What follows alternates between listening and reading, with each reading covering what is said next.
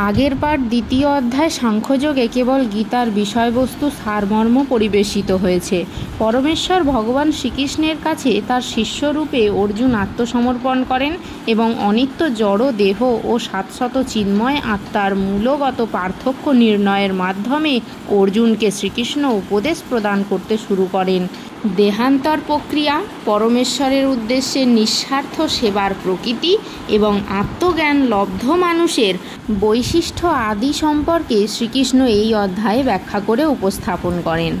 পরবর্তী তৃতীয় অধ্যায় কর্মযোগে আমরা দেখতে পাই কৃষ্ণ ভাবনাময় কর্তব্য কর্ম সম্পাদন কিভাবে করতে হবে। এই জড়জগতে প্রত্যেককেই কোনো ধরনের কাজে নিযুক্ত থাকতে হয়, কিন্তু কর্ম সকল মানুষকে এই জগতের বন্ধনে আবদ্ধ করতেও পারে, আবার তা থেকে মুক্ত করে দিতেও পারে। স্বার্থ চিন্তা ব্যতি রেখে পরমেশ্বরের সন্তুষ্টি বিধানের উদ্দেশ্যে কাজের মাধ্যমে মানুষ তার কাজের প্রতিক্রিয়াজনিত কর্মফলের বিধি নিয়ম থেকে মুক্তি পেতে পারে এবং আত্মতত্ত্ব ও পরম তত্ত্বের দিব্য জ্ঞান অর্জন করতে সক্ষম হয়। গীতা পাঠ ও শ্রবণ আমাদের জীবনকে সুন্দর করে তোলে এবং আধ্যাত্ম পথে এগিয়ে নিয়ে যেতে সাহায্য করে। তাই সকল শ্রোতা বন্ধুদের উদ্দেশ্যে আমার একান্ত বিনীত অনুরোধ এই যে সকলে গীতা পাঠ অথবা শ্রবণ করুন। জয় গুরু। আত্মজ্ঞান সন্ধান চ্যানেলে আপনাদের সবাইকে স্বাগত জানাই। নমস্কার সুপ্রিয় দর্শক বন্ধুরা, আজকের পাঠ শ্রীমদ্ ভাগবত গীতার তৃতীয় অধ্যায় কর্মযোগ। শ্লোক নাম্বার 1। অর্জুন উবাচ জায়সি চেত কর্মণস্তে মতা বুদ্ধি জনার্দন তৎ কিং কর্মণি ঘোরে মাং নিয়োজয়সি কেশব। অনুবাদ। অর্জুন বললেন, হে জনার্দন, হে কেশব, যদি তোমার মতে কর্ম অপেক্ষা ভক্তি বিষয়িনী বুদ্ধি শ্রেয়তর হয়, তাহলে এই ভয়ানক যুদ্ধে নিযুক্ত হওয়ার জন্য কেন আমাকে প্ররোচিত করছো? ব্যাখ্যা। পূর্ববর্তী অধ্যায়ে পরমেশ্বর ভগবান শ্রীকৃষ্ণ তার প্রিয় সখা অর্জুনকে জড়জগতের দুঃখ থেকে উদ্ধার করবার জন্য আত্মার স্বরূপ বিশদভাবে বর্ণনা করেছেন এবং সেই সঙ্গে তিনি আত্মার স্বরূপ উপলব্ধি করার পন্থাও বর্ণনা করেছেন। সেই পথ হচ্ছে বুদ্ধিযোগ অর্থাৎ কৃষ্ণ ভাবনা। কখনো কখনো এই বুদ্ধিযোগের কদর্থ করে একদল নিষ্কর্মা লোক কর্মবিমুখতার আশ্রয় গ্রহণ করে। কৃষ্ণ ভাবনার নাম করে তারা নির্জনে বসে কেবল হরিনাম জপ করেই কৃষ্ণ ভাবনাময় হয়ে ওঠার দুরাশা করে, কিন্তু যথাযথভাবে ভগবত তত্ত্বজ্ঞানের শিক্ষা লাভ না করে নির্জনে বসে কৃষ্ণ নাম জপ করলে নিরীহ অজ্ঞ লোকের সস্তা বাহবা পাওয়া যেতে পারে, কিন্তু তাতে কোনো লাভ হয় না। অর্জুনও প্রথমে বুদ্ধিযোগ বা ভক্তিযোগকে কর্মজীবন থেকে অবসর নেবার নামান্তর বলে বিবেচনা করেছিলেন এবং মনে করেছিলেন নির্জন অরণ্যে কৃচ্ছা সাধন ও তপশ্চর্যার জীবনযাপন করবেন। পক্ষান্তরে তিনি কৃষ্ণ ভাবনার অজুহাত দেখিয়ে সুকৌশলে কুরুক্ষেত্রের যুদ্ধ থেকে নিরস্ত হতে চেয়েছিলেন, কিন্তু নিষ্ঠাবান শিষ্যের মতো যখন তিনি তার গুরুদেব ভগবান শ্রীকৃষ্ণকে তার কর্তব্য সম্বন্ধে জিজ্ঞাসা করলেন, তখন ভগবান শ্রীকৃষ্ণ এই তৃতীয় অধ্যায়ের মাধ্যমে তাকে কর্মযোগ বা কৃষ্ণ ভাবনাময় কর্ম সম্বন্ধে ব্যাখ্যা করে শোনান। শ্লোক নাম্বার 2। ব্যামিশ্রেণেব বাক্যেন বুদ্ধিং মোহয়সি বমে তদকং বদ নিশ্চিত্ত যেন শ্রেয়হম আপনুয়াম। অনুবাদ। তুমি যেন দ্ব্যর্থবোধক অর্থাৎ অস্পষ্ট বা বিরোধী মনোভাব বাক্যের দ্বারা আমার বুদ্ধি বিভ্রান্ত করছো, তাই দয়া করে আমাকে নিশ্চিতভাবে বলো কোনটি আমার পক্ষে সবচেয়ে শ্রেয়স্কর। তাৎপর্য। ভগবদ্গীতার ভূমিকা স্বরূপ পূর্ববর্তী অধ্যায়ে সাংখ্যযোগ, বুদ্ধিযোগ, ইন্দ্রিয় সংযম, নিষ্কাম কর্ম, কনিষ্ঠ ভক্তের স্থিতি আদি বিভিন্ন পন্থা নিয়ে আলোচনা করা হয়েছে। সেইগুলি সবই অসম্বন্ধভাবে পরিবেশিত হয়েছিল। কর্মোদ্যোগ গ্রহণ বা উপলব্ধির জন্য যথাযথ পন্থা প্রণালী সম্পর্কিত বিশেষভাবে সুবিন্যস্ত নির্দেশাবলী একান্ত প্রয়োজন। সুতরাং ভগবানেরই ইচ্ছার ফলে অর্জুন সাধারণ মানুষের মতো কিংকর্তব্য বিমূঢ় হয়ে তাকে নানা রকম প্রশ্ন করছেন, যাতে সাধারণ মোহাচ্ছন্ন মানুষেরাও ভগবানের উপদেশাত্মক বাণীগুলির যথাযথ অর্থ উপলব্ধি করতে পারেন। ভগবত তত্ত্বের যথার্থ অর্থ বুঝতে না পেরে অর্জুন বিভ্রান্ত হয়ে পড়েছিলেন। কুতার্কিকদের মতো কথার জাল বিস্তার করে ভগবান অর্জুনকে বিভ্রান্ত করতে চাননি। নিষ্ক্রিয়তা বা সক্রিয় সেবা কোনোভাবেই অর্জুন কৃষ্ণ ভাবনামৃতের পন্থা অনুসরণ করতে পারছিলেন না। পক্ষান্তরে কৃষ্ণ ভাবনাময় পথ সুগম করে তোলার উদ্দেশ্যে ভগবানের অনুপ্রেরণায় অর্জুন নানা রকম প্রশ্নের অবতারণা করেছেন, যাতে ভগবদ্গীতার রহস্য উপলব্ধি করার জন্য যারা গভীরভাবে আগ্রহী তাদের সুবিধা হয়। শ্লোক নাম্বার 3। শ্রী ভগবান উবাচ লোকেহস্মিন দ্বিবিধা নিষ্ঠা পুরা প্রোক্তা ময়া নঘ জ্ঞান যোগেন সাংখ্যানাং কর্মযোগেন যোগিনাম। অনুবাদ: পরমেশ্বর ভগবান বললেন, হে নিষ্পাপ অর্জুন, আমি ইতিপূর্বে ব্যাখ্যা করেছি যে দুই প্রকারের মানুষ আত্ম উপলব্ধি করতে চেষ্টা করে। কিছু লোক অভিজ্ঞতালব্ধ দার্শনিক জ্ঞানের আলোচনার মাধ্যমে নিজেকে জানতে চান এবং অন্যরা আবার তা ভক্তির মাধ্যমে জানতে চান।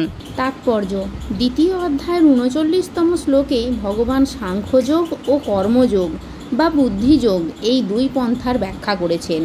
এই শ্লোকেও ভগবান তারই বিশদ ব্যাখ্যা করেছেন। সাংখ্যযোগ চেতন ও জড়ের প্রকৃতির বিশ্লেষণমূলক বিষয়বস্তু। যে সমস্ত মানুষ পরীক্ষা নিরীক্ষা করে দার্শনিক তত্ত্বের মাধ্যমে জ্ঞান আহরণ করতে চায় তাদের বিষয়বস্তু হচ্ছে এই সাংখ্যযোগ। অন্য পন্থাটি হচ্ছে কৃষ্ণ ভাবনা বা বুদ্ধিযোগ, যা দ্বিতীয় অধ্যায়ের 61তম শ্লোকে ব্যাখ্যা করা হয়েছে। ভগবান 39তম শ্লোকেও ব্যাখ্যা করেছেন যে এই বুদ্ধিযোগ বা কৃষ্ণ ভাবনা অনুশীলন করলে অতি সহজেই কর্মবন্ধন থেকে মুক্ত হওয়া যায় এবং অধিকন্তু এই পন্থায় কোনো দোষ ত্রুটি নেই। 61তম শ্লোকে ব্যাখ্যা করে বলা হয়েছে যে ভগবান শ্রীকৃষ্ণের ওপর সম্পূর্ণভাবে নির্ভর করাই হচ্ছে বুদ্ধিযোগ এবং তার ফলে দুর্দমনীয় ইন্দ্রিয়গুলি অতি সহজেই সংযত হয়। তাই এই দুটি যোগই ধর্ম ও দর্শন রূপে একে অপরের ওপর নির্ভরশীল। দর্শনবিহীন ধর্ম হচ্ছে ভাবপ্রবণতা বা অন্ধ গোঁড়ামি, আর ধর্মবিহীন দর্শন হচ্ছে মানসিক জল্পনা কল্পনা। অন্তিম লক্ষ্য হচ্ছে ভগবান শ্রীকৃষ্ণ। কারণ যে সমস্ত দার্শনিকেরা বা জ্ঞানীরা গভীর নিষ্ঠার সঙ্গে পরম সত্যকে জানবার সাধনা করেছেন তারাও অবশেষে কৃষ্ণ ভাবনায় এসে উপনীত হন। শ্রীমদ্ ভাগবত গীতাতেও এই কথাই বলা হয়েছে। সমগ্র পন্থাটি হচ্ছে পরমাত্মার সঙ্গে সম্পর্কের পরিপ্রেক্ষিতে আত্মার স্থিতি হৃদয়ঙ্গম করা। পরোক্ষ পন্থাটি হচ্ছে দার্শনিক জল্পনা কল্পনা, যার দ্বারা ক্রমান্বয়ে সে কৃষ্ণ ভাবনামৃতের স্তরে উপনীত হতে পারে। আর অন্য পন্থাটি হচ্ছে ভগবান শ্রীকৃষ্ণকে পরম সত্য বা পরমেশ্বর বলে উপলব্ধি করে তার সঙ্গে আমাদের সনাতন সম্পর্কের প্রতিষ্ঠা করা। এই দুটির মধ্যে কৃষ্ণ ভাবনার পন্থাই শ্রেয়, কেননা এই পন্থা দার্শনিক জল্পনা কল্পনার মাধ্যমে ইন্দ্রিয়গুলির শুদ্ধিকরণের ওপর নির্ভরশীল নয়। কৃষ্ণ ভাবনামৃত স্বয়ং শুদ্ধিকরণের পন্থা এবং কৃষ্ণ ভাবনার অমৃত প্রবাহ স্বতঃস্ফূর্ত হয়ে অন্তরকে কলুষ মুক্ত করে। ভক্তি নিবেদনের প্রত্যক্ষ পন্থারূপে এই পথ সহজ ও উচ্চস্তরের। শ্লোক নাম্বার 4। ন কর্মণা মনারম্ভান নৈষ্কর্ম পুরুষঃ স্নুতে ন চ সন্ন্যসনাৎ এব সিদ্ধিম সমধিগচ্ছতি। অনুবাদ: কেবল কর্মের অনুষ্ঠান না করার মাধ্যমে কর্মফল থেকে মুক্ত হওয়া যায় না, আবার কর্ম ত্যাগের মাধ্যমেও সিদ্ধি লাভ করা যায় না। তাৎপর্য: শাস্ত্রের নির্দেশ অনুযায়ী বিধি নিষেধের আচরণ করার ফলে যখন অন্তর পবিত্র হয় এবং জড় বন্ধনগুলি শিথিল হয়ে যায় তখন মানুষ সর্বত্যাগী জীবনধারায় সন্ন্যাস আশ্রম গ্রহণ করার যোগ্য হয়। অন্তর পবিত্র না হলে, সম্পূর্ণভাবে কামনা বাসনা থেকে মুক্ত না হলে সন্ন্যাস গ্রহণ করার কোনো মানেই হয় না। মায়াবাদী জ্ঞানীরা মনে করে সংসার ত্যাগ করে সন্ন্যাস গ্রহণ করা মাত্রই অথবা সকাম কর্ম পরিহার করা মাত্রই তারা তৎক্ষণাৎ নারায়ণের মতো ভগবান হয়ে যায়। ভগবান শ্রীকৃষ্ণ কিন্তু তা অনুমোদন করছেন না। অন্তর পবিত্র না করে জড়বন্ধন মুক্ত না হয়ে সন্ন্যাস নিলে তা কেবল সমাজ ব্যবস্থায় উৎপাতেরই সৃষ্টি করে। পক্ষান্তরে যদি কেউ ভক্তিযোগে ভগবানের সেবা করেন তবে তার বর্ণ ও আশ্রমজনিত ধর্ম নির্বিশেষে তিনি ভগবানের কৃপা লাভ করেন। ভগবান নিজেই সেই কথা বলেছেন, স্বল্পম পার্শ্ব ধর্মস্য ত্রায়তে মহত ভয়াত। এই ধর্মের স্বল্প আচরণ করলেও জড় জগতের মহাভয় থেকে ত্রাণ পাওয়া যায়। শ্লোক নাম্বার 5। ন হি কশ্চিদ ক্ষণমপি জাতু তিষ্ঠত্ব কর্মকৃত কার্যতে হব্যস্য কর্মসর্ব প্রকৃতির জৈর্গুণই। অনুবাদ: সকলেই মায়াজাত গুণসমূহের দ্বারা প্রভাবিত হয়ে অসহায়ভাবে কর্ম করতে বাধ্য হয়, তাই কর্ম না করে কেউই ক্ষণকালও থাকতে পারে না। তাৎপর্য: কর্তব্য কর্ম না করে কেউই থাকতে পারে না। আত্মার ধর্মই হচ্ছে সর্বক্ষণ কর্মরত থাকা। আত্মার উপস্থিতি না থাকলে জড় দেহ চলাফেরা করতেও পারে না। প্রকৃতপক্ষে জড় দেহটি একটি নিষ্প্রাণ গাড়ি মাত্র, কিন্তু সেই দেহে অবস্থানকারী আত্মা সর্বক্ষণ তাকে সক্রিয় রাখার কর্তব্য কর্ম করে যাচ্ছে এবং এই কর্তব্য কর্ম থেকে সে এক মুহূর্তের জন্যও বিরত হতে পারে না। সেই হেতু জীবাত্মাকে কৃষ্ণ ভাবনার মঙ্গলময় কর্মে নিয়োজিত করতে হয়।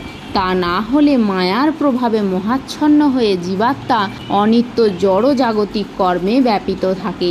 জড়া প্রকৃতির সংস্পর্শে আসার ফলে আত্মা জড় গুণের দ্বারা প্রভাবিত হয়ে পড়ে। তাই এই জড় গুণের কলুষ থেকে মুক্ত হবার জন্য শাস্ত্র নির্ধারিত কর্মের আচরণ করতে হয়। কিন্তু আত্মা যখন শ্রীকৃষ্ণের সেবায় স্বাভাবিকভাবে নিযুক্ত হয় তখন সে যা করে তার পক্ষে তাই মঙ্গলময় হয়ে ওঠে। এই প্রসঙ্গে শ্রীমদ্ ভাগবতে বলা হয়েছে, যদি কেউ কৃষ্ণ ভাবনা গ্রহণ করে এবং তখন সে যদি শাস্ত্র নির্দেশিত বিধি নিষেধগুলিও পুঙ্খানুপুঙ্খভাবে না মেনেও চলে অথবা তার স্বধর্ম পালনও না করে, এমনকি সে যদি অধঃপতিত হয় তাহলেও তার কোনো রকম ক্ষতি বা অমঙ্গল হয় না। কিন্তু সে যদি পবিত্র হবার জন্য শাস্ত্র নির্দেশিত সমস্ত আচরণ পালনও করে তাতে তার কি লাভ যদি সে কৃষ্ণ ভাবনাময় না হয়? সুতরাং কৃষ্ণ ভাবনামৃত লাভ করার জন্যই শুদ্ধিকরণের পন্থা গ্রহণ করা আবশ্যক। তাই সন্ন্যাস আশ্রমের অথবা যে কোনো চিত্তশুদ্ধিকরণ পন্থার একমাত্র উদ্দেশ্য হচ্ছে কৃষ্ণ ভাবনামৃতের চরম লক্ষ্যে পৌঁছাতে সাহায্য করা। তা না হলে সব কিছুই নিরর্থক। শ্লোক নাম্বার 6। কর্মেন্দ্রিয়াণি সংযম্য য আস্তে মনসা স্মরণ ইন্দ্রিয়ার্থান বিমূঢ়াত্মা মিথ্যাচার সৌচ্যতে। অনুবাদ: যে ব্যক্তি পঞ্চকর্মেন্দ্রিয় সংযত করেও মনে মনে শব্দ, রস আদি ইন্দ্রিয় বিষয়গুলি স্মরণ করে সেই মূঢ় অবশ্যই নিজেকে বিভ্রান্ত করে এবং তাকে মিথ্যাচারী বা ভণ্ড বলা হয়ে থাকে। তাৎপর্য: অনেক মিথ্যাচারী আছে যারা কৃষ্ণ ভাবনাময় সেবা কার্য করতে চায় না, কেবল ধ্যান করার ভান করে, কিন্তু এতে কোনো কাজ হয় না, কারণ তারা তাদের কর্মেন্দ্রিয়গুলিকে রোধ করলেও মন তাদের সংযত হয় না। পক্ষান্তরে মন অত্যন্ত তীব্রভাবে ইন্দ্রিয় সুখের জল্পনা কল্পনা করতে থাকে। তারা লোক ঠকানোর জন্য দু একটি তত্ত্ব কথাও বলে, কিন্তু এই শ্লোকে আমরা জানতে পারছি যে তারা হচ্ছে সবচাইতে বড় প্রতারক।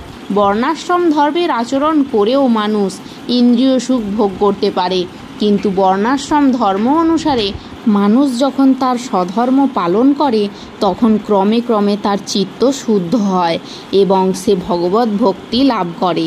কিন্তু যে ব্যক্তি যোগী সেজে লোক ঠকায় সে আসলে ত্যাগীর বেশ ধারণ করে ভোগের চিন্তায় মগ্ন থাকে। সে হচ্ছে সব চাইতে নিকৃষ্ট স্তরের প্রতারক। মাঝে মাঝে দুই একটি তত্ত্বকথা বলে সরল চিত্ত সাধারণ মানুষের কাছে তার তত্ত্বজ্ঞান জাহির করতে চায়, কিন্তু বুদ্ধি দিয়ে বিচার করলে দেখা যায় সেগুলি তোতা পাখির মতো মুখস্থ করা বুলি ছাড়া আর কিছুই নয়।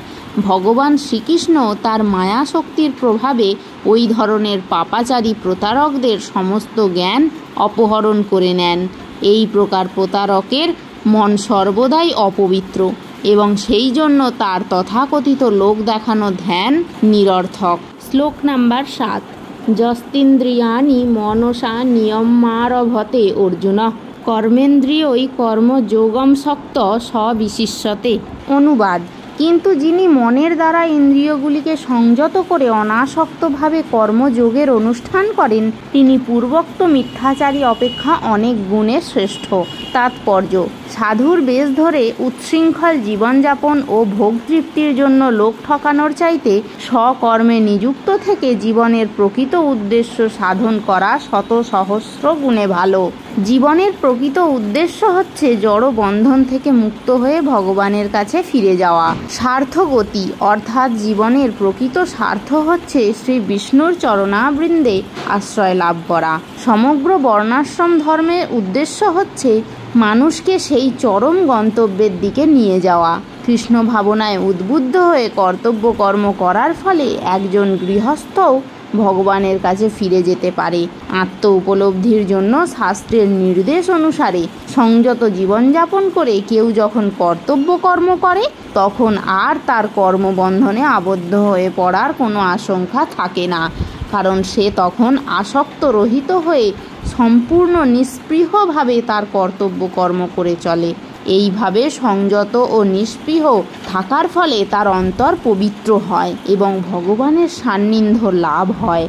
অজ্ঞ জনসাধারণের প্রতারণাকারী মর্কট বৈরাগী হবার চাইতে একজন ঐকান্তিক ব্যক্তি যে এই পদ্ধতি অনুসরণ করে, সে অনেক উন্নত স্তরে অধিষ্ঠিত। যে সমস্ত ভণ্ড সাধু লোক ঠকাবার জন্য ধ্যান করার ভান করে, তাদের থেকে একজন কর্তব্যনিষ্ঠ ম্যাথরও অনেক মহৎ। শ্লোক নাম্বার 8।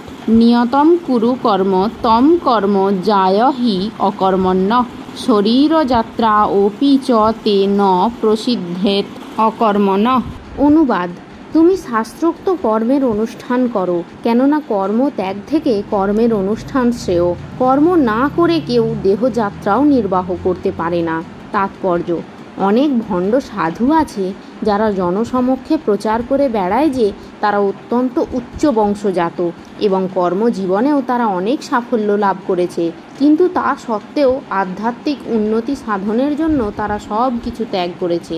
ভগবান শ্রীকৃষ্ণ অর্জুনকে এই রকম ভণ্ড সাধু হতে নিষেধ করেছিলেন। পক্ষান্তরে তিনি তাকে শাস্ত্র নির্ধারিত ক্ষত্রিয় ধর্ম পালন করতে উপদেশ দিয়েছিলেন। অর্জুন ছিলেন গৃহস্থ ও সেনাপতি, তাই শাস্ত্র নির্ধারিত গৃহস্থ ক্ষত্রিয়ের ধর্ম পালন করাই ছিল তার কর্তব্য। এই ধর্ম পালন করার ফলে জড়বন্ধনে আবদ্ধ মানুষের হৃদয় পবিত্র হয় এবং ফলে সে জড় কলুষ থেকে মুক্ত হয়। তথাকথিত ত্যাগীরা যারা দেহ প্রতিপালন করবার জন্যই ত্যাগের অভিনয় করেন, ভগবান তাদের কোনো রকম স্বীকৃতি দেননি, শাস্ত্রেও তাদের স্বীকৃতি দেওয়া হয়নি। এমনকি দেহ প্রতিপালন করবার জন্য মানুষকে কর্ম করতে হয়। তাই জড়জাগতিক প্রবৃত্তিগুলিকে শুদ্ধ না করে নিজের খেয়াল খুশি মতো কর্ম ত্যাগ করা উচিত নয়। এই জড়জগতের প্রত্যেকেরই অবশ্য জড়া প্রকৃতির ওপর কর্তৃত্ব করবার কলুষময় প্রবৃত্তি আছে, অর্থাৎ ইন্দ্রিয় তৃপ্তির বাসনা আছে। সেই কলুষময় প্রবৃত্তিগুলিকে পরিশুদ্ধ করতে হবে। শাস্ত্র নির্দেশিত উপায়ে তা না করে কর্তব্য কর্মকেই ত্যাগ করে এবং অন্যের সেবা নিয়ে জীবিকা নির্বাহ করে তথাকথিত অতীন্দ্রিয়বাদী যোগী হবার চেষ্টা করে। এই রকম যোগী হওয়ার চেষ্টা কখনোই করা উচিত নয়। শ্লোক নাম্বার 9। যজ্ঞার্থাৎ কর্মণহন্যত্র লোকহয়ং কর্মবন্ধন তদর্থ কর্মং কৌন্তেয় মুক্তিসঙ্গ সমাচর। অনুবাদ: কেবল বিষ্ণুর প্রীতি সম্পাদন করার জন্যই কর্ম করা উচিত, তা না হলে সমস্ত কর্মই এই জড়জগতের বন্ধনের কারণ। তাই হে কৌন্তেয়, ভগবানের সন্তুষ্টি বিধানের জন্যই কেবল তুমি তোমার কর্তব্য কর্ম অনুষ্ঠান করো এবং এইভাবেই তুমি সর্বদাই কর্মবন্ধন থেকে মুক্ত থাকতে পারবে। তাৎপর্য: যেহেতু দেহ প্রতিপালন করবার জন্য প্রতিটি জীবকে কর্ম করতে হয়, তাই সমাজের বর্ণ ও আশ্রম অনুসারে ভিন্ন ভিন্ন স্তরের জীবের জন্য ভিন্ন ভিন্ন কর্ম নির্ধারিত করা হয়েছে, যাতে তাদের উদ্দেশ্যগুলি যথাযথভাবে সাধিত হয়। যজ্ঞ বলতে এখানে ভগবান শ্রী বিষ্ণু অথবা যজ্ঞ অনুষ্ঠানকে বোঝায়। তাই তাঁকে প্রীতি করার জন্যই সমস্ত যজ্ঞের অনুষ্ঠান করা হয়। বেদে বলা হয়েছে যজ্ঞ বৈ বিষ্ণু। পক্ষান্তরে নানা রকম আচার অনুষ্ঠানের মাধ্যমে যজ্ঞ করা আর সরাসরিভাবে ভগবান বিষ্ণুর সেবা করার দ্বারা একই উদ্দেশ্য সাধিত হয়। সুতরাং কৃষ্ণ ভাবনামৃত হচ্ছে যজ্ঞ অনুষ্ঠান, কেননা এই শ্লোকে তা প্রতিপন্ন হয়েছে। বর্ণাশ্রম ধর্মের উদ্দেশ্যও হচ্ছে ভগবান শ্রীবিষ্ণুকে সন্তুষ্ট করা। তাই বিষ্ণুকে সন্তুষ্ট করার জন্যই কেবল কর্ম করা উচিত। এছাড়া আর সমস্ত কর্মই আমাদের এই জড়জগতের বন্ধনে আবদ্ধ করে রাখে। সেই কর্ম ভালোই হোক আর খারাপই হোক, সেই কর্মফল অনুষ্ঠাতাকে জড়বন্ধনে আবদ্ধ থাকতে হয়। তাই শ্রীকৃষ্ণকে অথবা শ্রী বিষ্ণুকে সন্তুষ্ট করার জন্য কৃষ্ণ ভাবনাময় হয়ে কর্ম করতে হয়। এভাবেই যে ভগবানের সেবাপরায়ণ হয়েছে সে আর কখনো জড়বন্ধনে আবদ্ধ হয় না, মুক্ত স্তরে বিরাজিত হয়। এটিই হচ্ছে কর্ম সম্পাদনের মহৎ কৌশল, এবং এই পন্থার শুরুর প্রারম্ভে দক্ষ পথপ্রদর্শকের প্রয়োজন। ভগবত তত্ত্বজ্ঞানী শুদ্ধ ভক্তের তত্ত্বাবধানে অথবা স্বয়ং ভগবানের তত্ত্বাবধানে গভীর নিষ্ঠার সঙ্গে এই যোগ সাধন করতে হয়। যেমন ভগবান শ্রীকৃষ্ণর তত্ত্বাবধানে অর্জুন করেছিলেন। ইন্দ্রিয় তর্পণের জন্য কিছুই করা উচিত নয়, বরং সব কিছুই শ্রীকৃষ্ণের সন্তুষ্টি বিধানের জন্য করা উচিত। এভাবেই অনুশীলনের ফলে শুধু যে কর্মফলের বন্ধন থেকেই মুক্ত থাকা যায় তাই নয়, তাছাড়া ভগবানের অপ্রাকৃত প্রেমভক্তির স্তরে ক্রমশ উন্নীত হওয়া যায়, যার ফলে তার সচিদানন্দময় পরম ধামে উপনীত হওয়া সম্ভব। শ্লোক নাম্বার 10। সহযোগ্যা প্রজা সৃষ্টা পুরোবাচ প্রজাপতি অনেন প্রসবিশ্বদ্ধমেষ বহস্তিষ্ঠ কামধুক। অনুবাদ: সৃষ্টির প্রারম্ভে সৃষ্টিকর্তা যজ্ঞাদি সহ প্রজা সকল সৃষ্টি করে বলেছিলেন, এই যজ্ঞের দ্বারা তোমরা উত্তরোত্তর সমৃদ্ধ হও। এই যজ্ঞ তোমাদের সমস্ত অভীষ্ট পূর্ণ করবে। তাৎপর্য: ভগবান শ্রী বিষ্ণু এই জড়জগৎ সৃষ্টি করে মায়াবদ্ধ জীবেদের ভগবত ধামে ফিরে যাবার সুযোগ করে দিয়েছেন। পরমেশ্বর ভগবান শ্রীকৃষ্ণের সঙ্গে তাদের যে নিত্য সম্পর্ক রয়েছে সেই সম্পর্কের কথা ভুলে যাবার ফলেই জীব সকল এই জড়া প্রকৃতিতে পতিত হয়ে জড়বন্ধনের দ্বারা আবদ্ধ হয়ে পড়েছে। বেদের বাণী আমাদের এই শাশ্বত সম্পর্কের কথা মনে করিয়ে দেয়। ভগবদ্গীতায় ভগবান বলেছেন, বেদৈশ্চ সর্বৈরহমেব বেদ। ভগবান বলেছেন যে বেদের উদ্দেশ্য হচ্ছে তাকে জানা। বৈদিক মন্ত্রেও বলা হয়েছে সমস্ত জীবের ঈশ্বর হচ্ছেন ভগবান শ্রী বিষ্ণু। শ্রীমদ্ ভাগবতেও শ্রী সুখদেব গোস্বামী নানাভাবে বর্ণনা করেছেন যে ভগবানই হচ্ছেন সব কিছুর পতি। ভগবান বিষ্ণু হচ্ছেন প্রজাপতি, তিনি সমস্ত জীবের পতি, তিনি সমস্ত বিশ্ব চরাচরের পতি, তিনি সমস্ত সৌন্দর্যের পতি এবং তিনি সকলের ত্রাণকর্তা। তিনি এই জড় জগৎ সৃষ্টি করেছেন যাতে জীব যজ্ঞ অনুষ্ঠান করে তাকে তুষ্ট করতে পারে এবং তার ফলে তারা এই জড় জগতে নিরুদ্বিগ্নভাবে সুখে ও শান্তিতে বসবাস করতে পারে। তারপর এই জড়দেহ ত্যাগ করার পর তারা ভগবানের অপ্রাকৃত লোকে প্রবেশ করতে পারে। অপার করুণাময় ভগবান মায়াবদ্ধ জীবের জন্য এই সমস্ত আয়োজন করে রেখেছেন। যজ্ঞ অনুষ্ঠান করার ফলে বদ্ধ জীব ক্রমশ কৃষ্ণ চেতনা লাভ করে এবং সর্ববিষয়ে ভগবানের দিব্য গুণাবলী অর্জন করে। বৈদিক শাস্ত্রে এই কলিযুগে সংকীর্তন যজ্ঞ অর্থাৎ সঙ্গবদ্ধভাবে উচ্চস্বরে ভগবানের নাম কীর্তন করার নির্দেশ দেওয়া হয়েছে। এই সংকীর্তন যজ্ঞ অনুষ্ঠানের ফলে কলিযুগের সমস্ত জীব জড় বন্ধন থেকে মুক্ত হয়ে ভগবানের কাছে ফিরে যেতে পারবে। সংকীর্তন যজ্ঞ এবং কৃষ্ণ ভাবনা একই সঙ্গে চলবে। বৈদিক শাস্ত্রে আর যে সমস্ত যাগযজ্ঞের কথা বলা হয়েছে সেগুলির অনুষ্ঠান করা এই কলিযুগে সম্ভব নয়, কিন্তু সংকীর্তন যজ্ঞ এত সহজ ও উচ্চস্তরের যে সকল উদ্দেশ্যে অনায়াসে যে কেউ এই যজ্ঞ অনুষ্ঠান করতে পারে এবং ভগবদ্গীতাতেও তা প্রতিপন্ন হয়েছে। শ্লোক নাম্বার 11। দেবান ভাবয়তানেন তে দেবা ভাবয়ন্ত বঃ পরস্পর ভাবয়ন্ত শ্রেয় পরমবাপ্সাৎ। অনুবাদ: তোমাদের যজ্ঞ অনুষ্ঠানে প্রীত হয়ে দেবতারা তোমাদের প্রীতি সাধন করবেন। এইভাবেই পরস্পরের প্রীতি সম্পাদন করার মাধ্যমে তোমরা পরম মঙ্গল লাভ করবে। তাৎপর্য: ভগবান জড়জগতের দেখাশোনার ভার ন্যস্ত করেছেন বিভিন্ন দেবদেবীর ওপর। এই জড়জগতে প্রতিটি জীবের জীবন ধারণের জন্য আলো, বাতাস, জল আদির প্রয়োজনীয়তা অপরিহার্য। ভগবান তাই এই সমস্ত অকাতরে দান করেছেন এবং এই সমস্ত বিভিন্ন শক্তির তত্ত্বাবধান করার ভার দিয়েছেন বিভিন্ন দেবদেবীদের ওপর, যারা হচ্ছেন তার দেহের বিভিন্ন অংশস্বরূপ। এই সমস্ত দেবদেবীর প্রসন্নতা ও অপ্রসন্নতা নির্ভর করে মানুষের যজ্ঞ অনুষ্ঠান করার ওপর।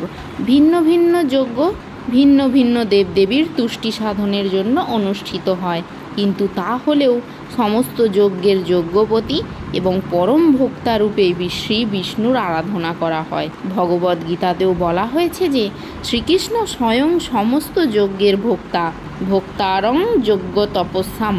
তাই যজ্ঞপতির চরম তুষ্টি বিধান করাই হচ্ছে সমস্ত যজ্ঞের প্রধান উদ্দেশ্য। এই সমস্ত যজ্ঞগুলি যখন সুচারু রূপে অনুষ্ঠিত হয়, তখন বিভিন্ন বিভাগীয় প্রধান দেবদেবীরা সন্তুষ্ট হয়ে প্রচুর পরিমাণে প্রাকৃতিক ঐশ্বর্য দান করেন এবং মানুষের তখন আর কোনো অভাব থাকে না। এইভাবে যজ্ঞ অনুষ্ঠান করলে ধনৈশ্বর্য লাভ হয় ঠিকই, কিন্তু এই লাভগুলি যজ্ঞের মুখ্য উদ্দেশ্য নয়। যজ্ঞের মুখ্য উদ্দেশ্য হচ্ছে জড়বন্ধন থেকে মুক্ত হওয়া। যজ্ঞপতি বিষ্ণু যখন প্রীত হন, তখন তিনি জীবকে মায়ার বন্ধন থেকে মুক্ত করেন। যজ্ঞ অনুষ্ঠানের ফলে সব রকমের কার্যকলাপ পরিশুদ্ধ হয়। তাই বেদে বলা হয়েছে যজ্ঞ অনুষ্ঠান করার ফলে খাদ্য সামগ্রীও শুদ্ধ হয় এবং তা আহার করার ফলে জীবের সত্তা শুদ্ধ হয়। সত্তা শুদ্ধ হবার ফলে স্মৃতি শুদ্ধ হয় এবং তখন সে মোক্ষ লাভের পথ খুঁজে পায়। এইভাবেই জীবের চেতনা কলুষমুক্ত হয়ে কৃষ্ণ ভাবনার পথে অগ্রসর হয়।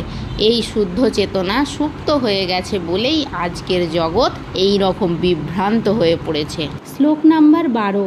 ইষ্টান ভোগান হি বো দেবা দাসন্তে যজ্ঞ ভাবিতা তৈর্দত্তা ন প্রদায়ভ্য যো ভুঙ্গক্তে স্তেন এবশ। অনুবাদ: যজ্ঞের ফলে সন্তুষ্ট হয়ে দেবতারা তোমাদের বাঞ্ছিত ভোগ্যবস্তু প্রদান করবেন, কিন্তু দেবতাদের প্রদত্ত বস্তু তাদের নিবেদন না করে যে ভোগ করে তারা নিশ্চয়ই চোর। তাৎপর্য: জীবের জীবন ধারণের জন্য যা কিছু প্রয়োজন তা সবই ভগবান শ্রীবিষ্ণুর নির্দেশ অনুসারে বিভিন্ন দেবদেবীরা সরবরাহ করছেন। তাই যজ্ঞ অনুষ্ঠান করে এই সমস্ত দেবদেবীদের তুষ্ট করতে শাস্ত্রের নির্দেশ দেওয়া হয়েছে। বেদে বিভিন্ন দেবদেবীদের উদ্দেশ্যে বিভিন্ন যজ্ঞ করার নির্দেশ দেওয়া হয়েছে, কিন্তু সমস্ত যজ্ঞের পরম ভোক্তা হচ্ছেন স্বয়ং ভগবান। যাদের ভগবান সম্বন্ধে কোনো ধারণা নেই, যারা অল্প বুদ্ধি সম্পন্ন, বিভিন্ন দেবদেবীদের উদ্দেশ্যে তাদের যজ্ঞ অনুষ্ঠান করতে বলা হয়েছে। মানুষরা যে বিভিন্ন জড় গুণের দ্বারা প্রভাবিত, সেই অনুসারে বেদে বিভিন্ন ধরনের যজ্ঞ করার নির্দেশ দেওয়া হয়েছে। একইভাবে বিভিন্ন গুণ অনুসারে বিভিন্ন দেবদেবীর পূজা করারও নির্দেশ দেওয়া হয়েছে। যেমন যারা মাংসাশী, তাদের জড়া প্রকৃতির বিভৎস্বরূপী কালীর পুজো করার নির্দেশ দেওয়া হয়েছে এবং কালীর কাছে পশু বলি দেওয়ারও বিধান দেওয়া হয়েছে। কিন্তু যারা সত্ত্বগুণে অধিষ্ঠিত, তাদের নির্দেশ দেওয়া হয়েছে পরমেশ্বর ভগবান বিষ্ণুর আরাধনা করতে। সমস্ত যজ্ঞের উদ্দেশ্যই হচ্ছে ধীরে ধীরে জড় স্তর অতিক্রম করে অপ্রাকৃত স্তরে উন্নীত হওয়া। সাধারণ লোকেদের অন্তত মহাপঞ্চযজ্ঞ নামক 5টি যজ্ঞের অনুষ্ঠান করা অবশ্য কর্তব্য। আমাদের বোঝা উচিত যে মনুষ্য সমাজে যা কিছু প্রয়োজন তা সব কিছুই আসছে ভগবানের প্রতিনিধির বিভিন্ন দেবদেবীর কাছ থেকে। কোনো কিছু তৈরি করার ক্ষমতা আমাদের নেই। যেমন মানব সমাজের নিত্য প্রয়োজনীয় খাদ্য, ফল মূল, শাক সবজি, দুধ, চিনি, এইগুলির কোনোটাই আমরা তৈরি করতে পারি না। তেমনই আবার নিত্য প্রয়োজনীয় জিনিসগুলি যেমন উত্তাপ, আলো, বাতাস, জল আদিও কেউ তৈরি করতে পারে না। ভগবানের ইচ্ছার ফলেই সূর্য কিরণ দান করে, চন্দ্র জ্যোৎস্না বিতরণ করে, বায়ু প্রবাহিত হয়, বৃষ্টির ধারায় ধরণী রসসিক্ত হয়। এগুলি ছাড়া কেউই বাঁচতে পারে না। এইভাবেই আমরা দেখতে পাই আমাদের জীবন ধারণ করার জন্য যা কিছু প্রয়োজন তা সবই ভগবান আমাদের দিচ্ছেন। এমনকি কলকারখানায় আমরা যে সমস্ত জিনিস বানাচ্ছি তাও তৈরি হচ্ছে ভগবানেরই দেওয়া বিভিন্ন ধাতু, গন্ধক, পারদ, ম্যাঙ্গানিজ আদি প্রয়োজনীয় উপাদানগুলি দিয়ে। আমাদের অগোচরে ভগবান আমাদের সমস্ত প্রয়োজনগুলি মিটিয়ে দিচ্ছেন, যাতে আমরা আত্ম উপলব্ধির জন্য সচ্ছল জীবনযাপন করে জীবনের পরম লক্ষ্যে পরিচালিত হতে পারি, অর্থাৎ যাকে বলা হয় জড় জাগতিক জীবন সংগ্রাম থেকে চিরতরে মুক্তি। জীবনের এই উদ্দেশ্য সাধিত হয় যজ্ঞ অনুষ্ঠান করার মাধ্যমে। আমরা যদি জীবনের মূল উদ্দেশ্য ভুলে গিয়ে ভগবানের দেওয়া সম্পদগুলি কেবল ইন্দ্রিয় সুখ ভোগের জন্য ব্যবহার করি এবং তার বিনিময়ে ভগবানকে এবং তার প্রতিনিধিদের কিছুই না দিই, তবে তা চুরি করারই সমান। এবং তা যদি আমরা করি, তাহলে প্রকৃতির আইনে আমাদের শাস্তি ভোগ করতেই হবে। যে সমাজ চোরের সমাজ, তা কখনোই সুখী হতে পারে না, কেননা তাদের জীবনের কোনো উদ্দেশ্য নেই। স্থূল জড়বাদী যে সমস্ত চোরেরা ভগবানের সম্পদ চুরি করে এবং জড় জগৎকে ভোগ করতে উন্মত্ত, তাদের জীবনের কোনো উদ্দেশ্য নেই। তাদের একমাত্র বাসনা হচ্ছে জড় ইন্দ্রিয় সুখ ভোগ করা। যজ্ঞ করে কিভাবে ভগবানের ইন্দ্রিয়কে তুষ্ট করতে হয় তা তারা জানে না।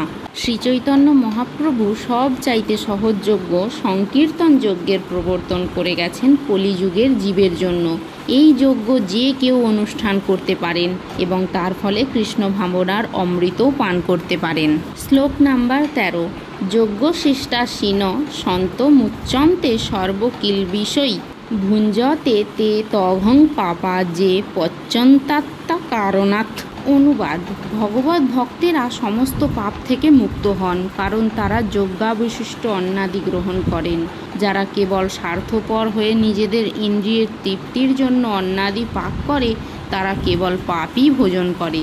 তাৎপর্য: যে ভগবত ভক্ত কৃষ্ণ ভাবনামৃত পান করেছেন তাকে বলা হয় সন্ত। তিনি সব সময় ভগবানের চিন্তায় মগ্ন। ব্রহ্মসংহিতাতে তার বর্ণনা করে বলা হয়েছে, যেহেতু সন্তগণ সদা সর্বদাই পরম পুরুষোত্তম ভগবান গোবিন্দ অর্থাৎ আনন্দ প্রদানকারী অথবা মুকুন্দ অর্থাৎ মুক্তিদাতা বা শ্রীকৃষ্ণ অর্থাৎ সর্বাকর্ষক পুরুষের প্রেমে মগ্ন থাকেন, সেই জন্য তারা ভগবানকে প্রথমে অর্পণ না করে কোনো কিছুই গ্রহণ করেন না। তাই এই ধরনের ভক্তরা শ্রবণ, কীর্তন, স্মরণ, অর্চন আদি বিবিধ ভক্তির অঙ্গের দ্বারা সর্বক্ষণ যজ্ঞ অনুষ্ঠান করছেন এবং সমস্ত অনুষ্ঠানের ফলেই তারা কখনোই জড় জগতের কলুষতার দ্বারা প্রভাবিত হন না। অন্য সমস্ত লোকেরা যারা আত্মতৃপ্তির জন্য নানা রকম উপাদেয় খাদ্য প্রস্তুত করে খায়, শাস্ত্রে তাদের চোর বলে গণ্য করা হয়েছে এবং তাদের সেই খাদ্যের সঙ্গে সঙ্গে তারা প্রতি গ্রাসে গ্রাসে পাপও ভক্ষণ করে। যে মানুষ চোর ও পাপী, সে কি করে সুখী হতে পারে? তা কখনোই সম্ভব নয়। তাই সর্বতোভাবে সুখী হবার জন্য তাদের কৃষ্ণ ভাবনায় উদ্বুদ্ধ হয়ে সংকীর্তন যজ্ঞ করার শিক্ষা গ্রহণ করতে হবে।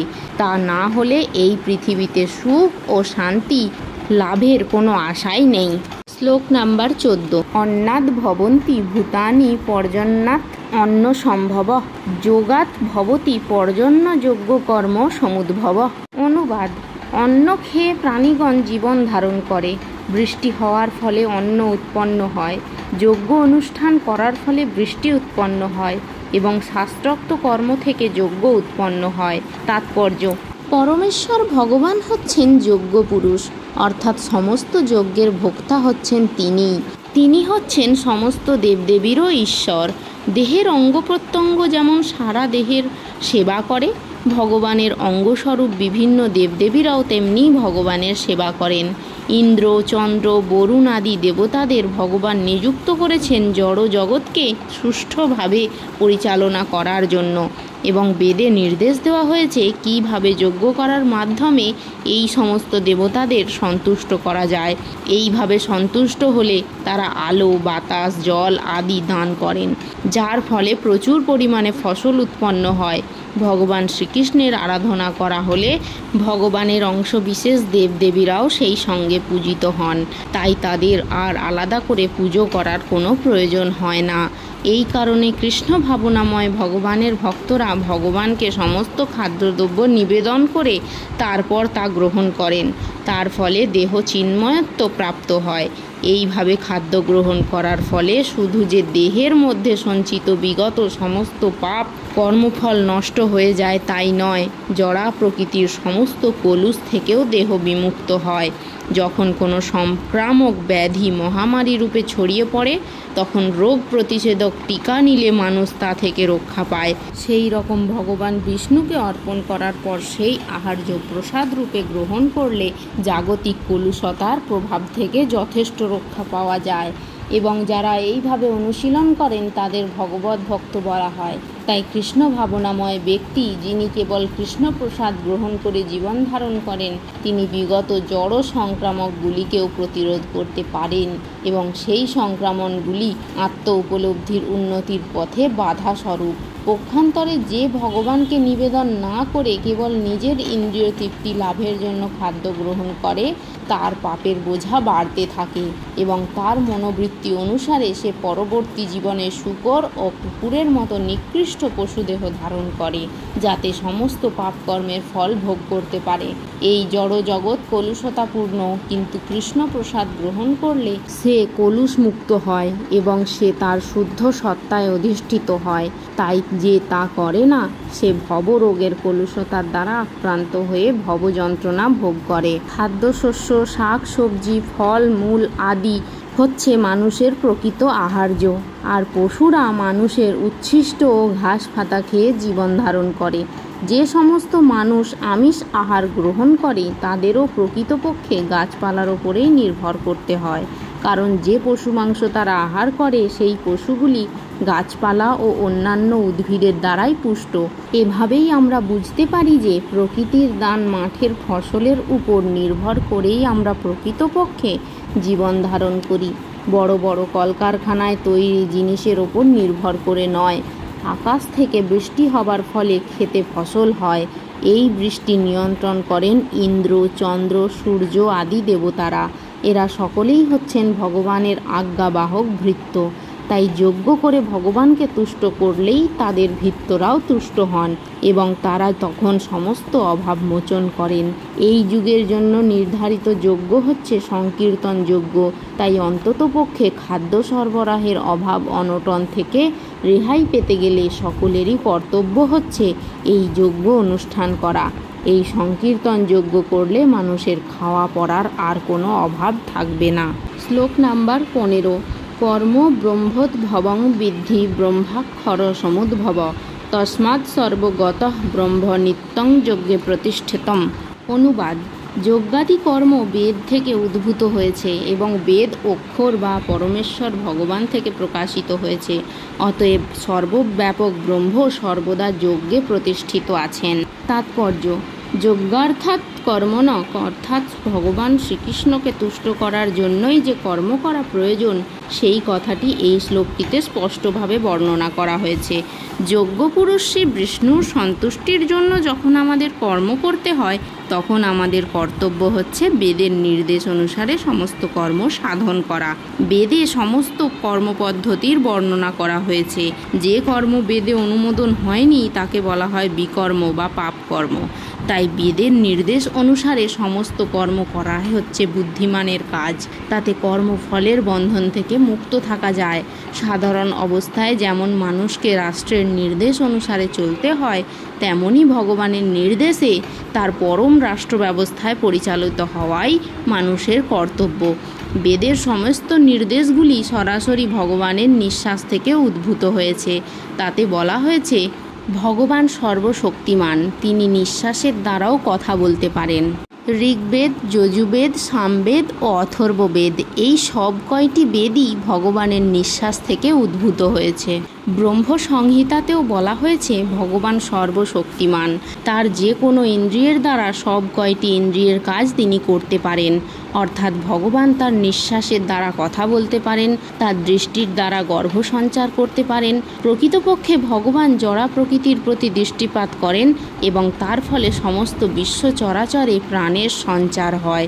জড়া প্রকৃতির গর্ভে জীব সৃষ্টি করার পর এই সমস্ত বদ্ধ জীবেরা যাতে জড় বন্ধন থেকে মুক্ত হয়ে তার কাছে ফিরে আসতে পারে, সেই জন্যই তিনি বৈদিক জ্ঞান দান করেন। আমাদের মনে রাখা উচিত, এই জড় জগতে প্রতিটি বদ্ধজীবী জড় সুখ ভোগ করতে চায়, কিন্তু বৈদিক নির্দেশাবলী এমনভাবে রচিত হয়েছে যে আমরা যেন আমাদের বিকৃত বাসনাগুলিকে পরিতৃপ্ত করতে পারি, তারপর তথাকথিত সুখভোগ পরিসমাপ্ত করে ভগবদ্ধামে ফিরে যেতে পারি। জড় জগতের দুঃখময় বন্ধন থেকে মুক্ত হবার জন্য ভগবান জীবকে এইভাবে করুণা করেছেন। তাই প্রতিটি জীবের কর্তব্য হচ্ছে কৃষ্ণ ভাবনায় উদ্বুদ্ধ হয়ে সংকীর্তন যজ্ঞ করা। যারা বৈদিক নির্দেশ অনুসারে জীবনযাপন করতে পারে না, তারা যদি কৃষ্ণ চেতনা বা কৃষ্ণ ভক্তি লাভ করতে পারে, তবে তারাও বৈদিক যজ্ঞের সমস্ত সুফলগুলি প্রাপ্ত হয়। শ্লোক নাম্বার 16। এবং প্রবর্তিতম চক্রম ন অনুবর্তয়তি ইহ য অঘায়ু ইন্দ্রিয়ারাম মোঘম পার্থ স জীবতি। অনুবাদ: হে অর্জুন, যে ব্যক্তি এই জীবনে বেদের দ্বারা প্রতিষ্ঠিত যজ্ঞ অনুষ্ঠানের পন্থা অনুসরণ করে না, সেই ইন্দ্রিয় সুখ পরায়ণ পাপী ব্যক্তি বৃথা জীবন ধারণ করে। তাৎপর্য: বৈষয়িক জীবন দর্শন অনুযায়ী অক্লান্ত পরিশ্রমের দ্বারা অর্থ উপার্জন করে ইন্দ্রিয় সুখ ভোগ করার যে অর্থহীন প্রচেষ্টা, তা অতি ভয়ঙ্কর পাপের জীবন বলে ভগবান তা পরিত্যাগ করতে নির্দেশ দিয়েছেন। তাই যারা জড়জাগতিক সুখভোগ করতে চায়, তাদের এই সমস্ত যজ্ঞ অনুষ্ঠান করা অবশ্য কর্তব্য। যারা তা করে না, তারা অত্যন্ত জঘন্য জীবনযাপন করছে, কারণ তাদের পাপের বোঝা ক্রমশই বেড়ে চলেছে এবং তারা ক্রমশই অধঃপতিত হচ্ছে। প্রকৃতির নিয়মে এই মনুষ্য জীবন পাওয়ার বিশেষ উদ্দেশ্য হচ্ছে কর্মযোগ, জ্ঞানযোগ ও ভক্তিযোগের মধ্যে একটিকে অবলম্বন করে আত্ম উপলব্ধি করা। পাপ পুণ্যের অতীত পরমার্থবাদীদের কঠোরভাবে শাস্ত্রে উক্ত যজ্ঞ অনুষ্ঠান করার কোনো আবশ্যকতা নেই, কিন্তু যারা জড় বিষয় ভোগে লিপ্ত, তাদের এই সমস্ত যজ্ঞ করার মাধ্যমে পবিত্র হওয়া প্রয়োজন। মানুষ নানা ধরনের কর্মে লিপ্ত থাকতে পারে, কিন্তু ভগবানের সেবায় কর্ম না করা হলে সমস্ত কর্মই সাধিত হয় ইন্দ্রিয় তৃপ্তির জন্যে। তাই পূর্ণ কর্ম করে তাদের পাপের ভার লাঘব করতে হয়। যে সমস্ত মানুষ কামনা বাসনার বন্ধনে আবদ্ধ, তারা ইন্দ্রিয় সুখ ভোগ করতে চায়। ভগবান শ্রীকৃষ্ণ তাই তাদের জন্য যজ্ঞের প্রবর্তন করেছেন, যাতে তারা তাদের আকাঙ্ক্ষিত ইন্দ্রিয় সুখ ভোগ করতে পারে, অথচ সেই কর্মফলের বন্ধনে যেন সেই মানুষটি আবদ্ধ না হয়ে পড়ে। এই জগতের উন্নতি আমাদের প্রচেষ্টার ওপর নির্ভর করে না, তা নির্ভর করে অলক্ষ্যে ভগবানের ব্যবস্থাপনা, অর্থাৎ তার আজ্ঞাবাহক দেবদেবীর ওপর। তাই বেদের নির্দেশ অনুসারে যজ্ঞ করে দেবদেবীদের তুষ্ট করা হলে পৃথিবীর সর্বাঙ্গীন উন্নতি সাধিত হয়। আপাত দৃষ্টিতে মনে হয় যে বিভিন্ন দেবদেবীকে তুষ্ট করার জন্য যজ্ঞ অনুষ্ঠান করা হয়, কিন্তু প্রকৃতপক্ষে যজ্ঞ অনুষ্ঠান করার উদ্দেশ্য হচ্ছে ভগবান শ্রীকৃষ্ণকে তুষ্ট করা, এবং এভাবেই যজ্ঞ অনুষ্ঠান করতে করতে জীবের অন্তরে কৃষ্ণ ভক্তির বিকাশ হয়। কিন্তু যজ্ঞ অনুষ্ঠান করা সত্ত্বেও যদি অন্তরে কৃষ্ণ ভক্তির উদয় না হয়, তবে বুঝতে হবে তা কেবল উদ্দেশ্যহীন নৈতিক আচার অনুষ্ঠান ছাড়া আর কিছুই নয়। তাই মানুষের কর্তব্য হচ্ছে বেদের নির্দেশগুলিকে কেবল নৈতিক আচার অনুষ্ঠানের মধ্যে সীমিত না রেখে তার মধ্যে কৃষ্ণ ভক্তি লাভের চেষ্টা করা। শ্লোক নাম্বার 17। য তু আত্মরতি এব সাত আত্মতৃপ্ত চ মানব আত্মনি এব চ সন্তুষ্ট তস্য কার্যম ন বিদ্যতে। অনুবাদ: কিন্তু যে ব্যক্তি আত্মাতেই প্রীত, আত্মাতেই তৃপ্ত এবং আত্মাতেই সন্তুষ্ট, তার কোনো কর্তব্য কর্ম নেই। তাৎপর্য: যিনি সম্পূর্ণভাবে কৃষ্ণ ভাবনাময় এবং কৃষ্ণ সেবায় যিনি সম্পূর্ণভাবে মগ্ন, তার অন্য কোনো কর্তব্য নেই। কৃষ্ণ ভক্তি লাভ করার ফলে তার অন্তর সম্পূর্ণভাবে কলুষমুক্ত হয়ে পবিত্র হয়েছে। হাজার হাজার যজ্ঞ অনুষ্ঠানেও যে ফল লাভ করা যায় না, কৃষ্ণ ভক্তির প্রভাবে তা মুহূর্তের মধ্যে সাধিত হয়। এভাবে চেতনা শুদ্ধ হলে জীব পরমেশ্বরের সঙ্গে তার নিত্যকালের সম্পর্ক উপলব্ধি করতে পারেন। তখন ভগবানের কৃপায় তার কর্তব্য কর্ম স্বয়ং জ্ঞানালোকিত হয় এবং তাই তিনি আর বৈদিক নির্দেশ অনুসারে কর্তব্য অকর্তব্যের গণ্ডির মধ্যে আবদ্ধ থাকেন না। এই রকম কৃষ্ণভক্ত জীবের আর জড়া বিষয়াসক্তি থাকে না। এবং কামিনী কাঞ্চনের প্রতি তার আর কোনো মোহও থাকে না।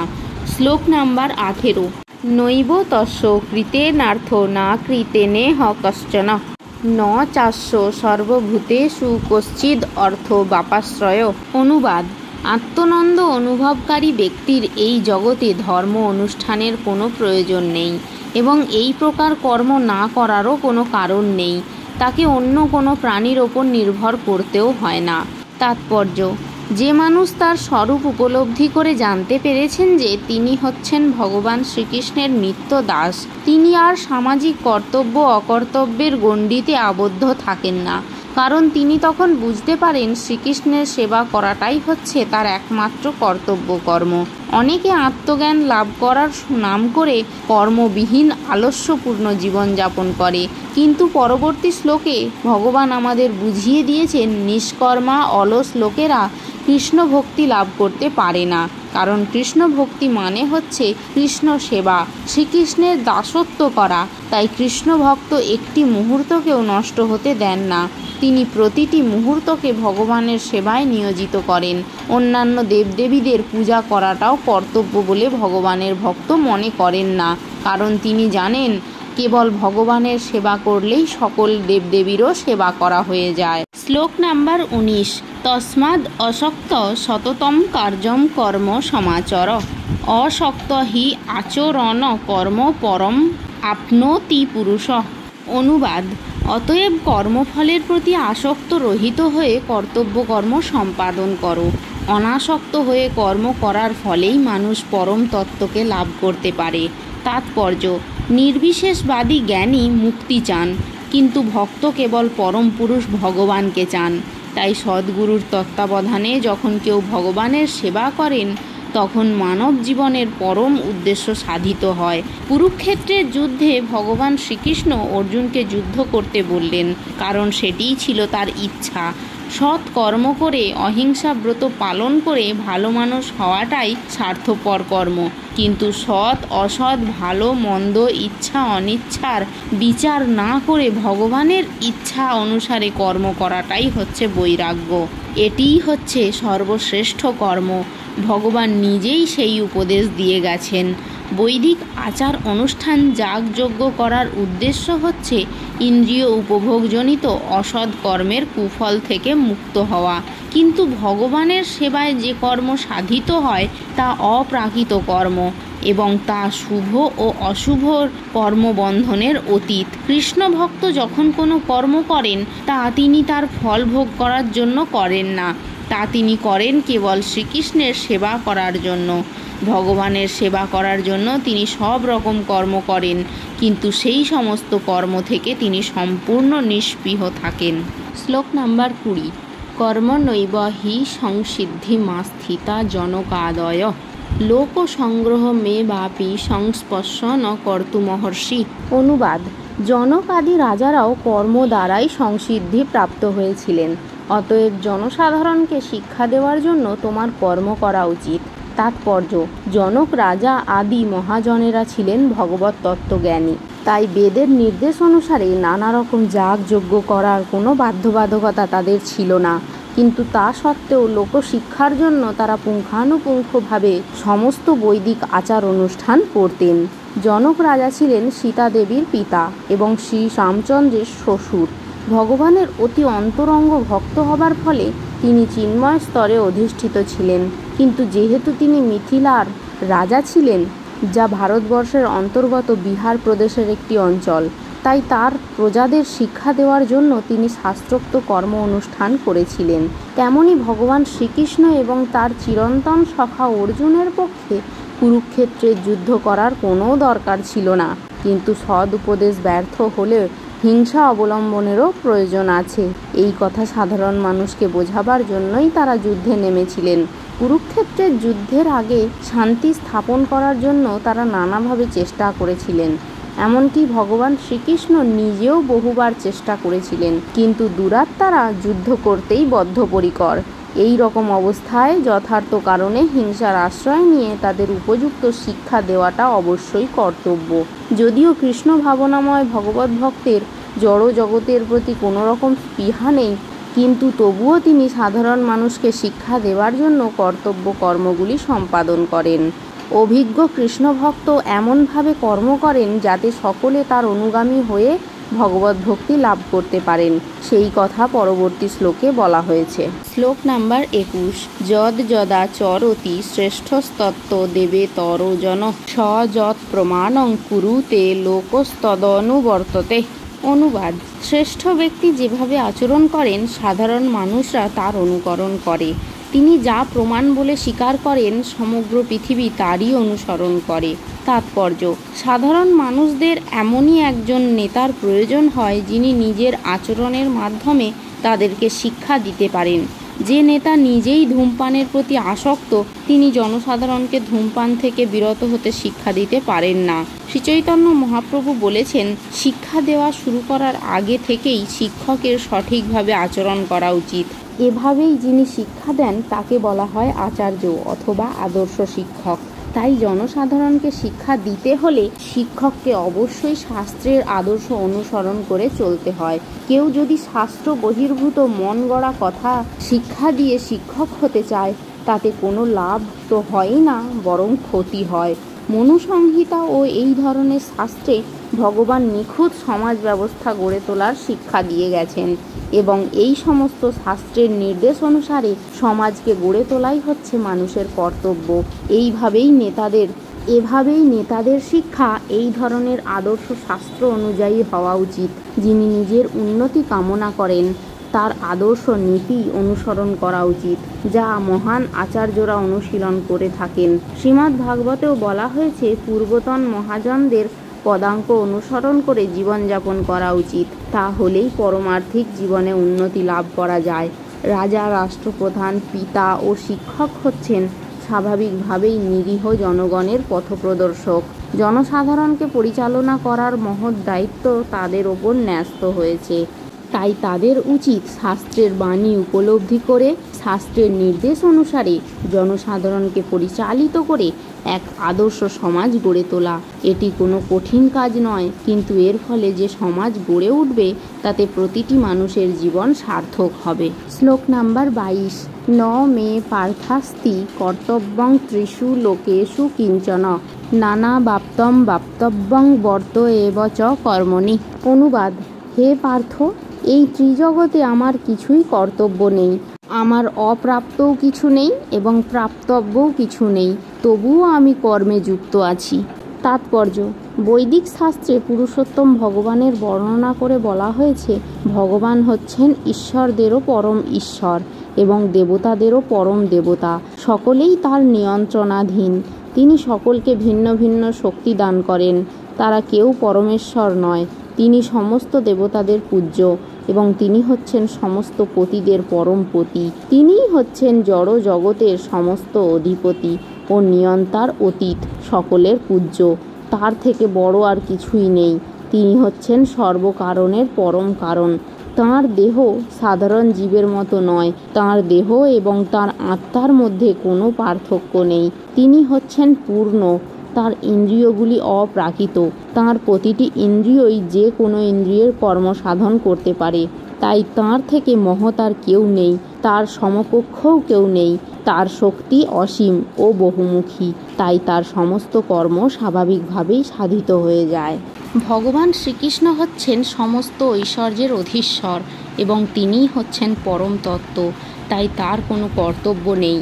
কর্মের ফল যাদের ভোগ করতে হয় তাদের জন্যই কর্তব্য কর্ম করার নির্দেশ দেওয়া আছে।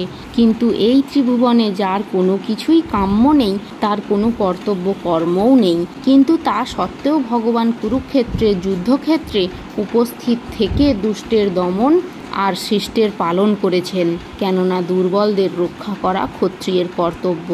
যদিও তিনি শাস্ত্রের বিধিনিষেধের অতীত, কিন্তু তবুও তিনি শাস্ত্রের নির্দেশ লঙ্ঘন করেননি। শ্লোক নাম্বার 23।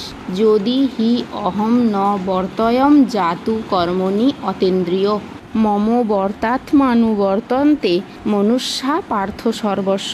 অনুবাদ: হে পার্থ, আমি যদি অলস হয়ে কর্তব্য কর্মে পবিত্র না হই তবে আমার অনুবর্তী হয়ে সমস্ত মানুষই কর্ম ত্যাগ করবে। তাৎপর্য: পরমার্থিক উন্নতি লাভের জন্য সুশৃঙ্খল সমাজ ব্যবস্থা গড়ে তুলতে হয় এবং এভাবে সমাজকে গড়ে তোলবার জন্য প্রতিটি সভ্য মানুষকে নিয়ম ও শৃঙ্খলা অনুসরণ করে সুসংযত জীবনযাপন করতে হয়। এই সমস্ত নিয়ম কানুনের বিধি নিষেধ কেবল বদ্ধ জীবেদের জন্য, ভগবানের জন্য নয়। যেহেতু তিনি ধর্ম নীতি প্রবর্তনের জন্য অবতরণ করেছিলেন, তাই তিনি শাস্ত্র নির্দেশিত সমস্ত বিধির অনুষ্ঠান করেছিলেন। ভগবান এখানে বলেছেন, যদি তিনি এই সমস্ত বিধি নিষেধের আচরণ না করেন, তবে তার পদাঙ্ক অনুসরণ করে সকলেই যথেচ্ছাচারী হয়ে উঠবে। শ্রীমদ্ ভাগবত থেকে আমরা জানতে পারি, এই পৃথিবীতে অবস্থান করার সময় ভগবান শ্রীকৃষ্ণ ঘরে বাইরে সর্বত্র গৃহস্থচিত সমস্ত ধর্মীয় আচার অনুষ্ঠান পালন করেছিলেন।